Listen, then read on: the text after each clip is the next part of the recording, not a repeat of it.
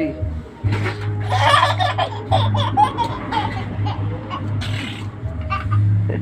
Isa kayo lagi. Kabanganan ka ng lomon.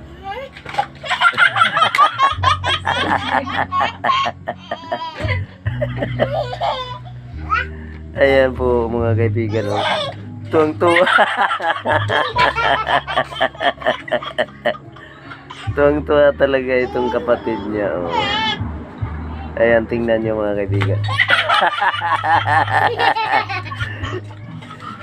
Yung ihipan po yung balon, tapos palaging inaano ng kanyang kapatid. Oh. Ayan.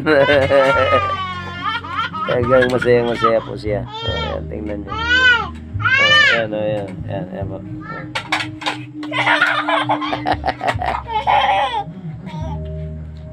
Oh, ayan, nakaupo sila.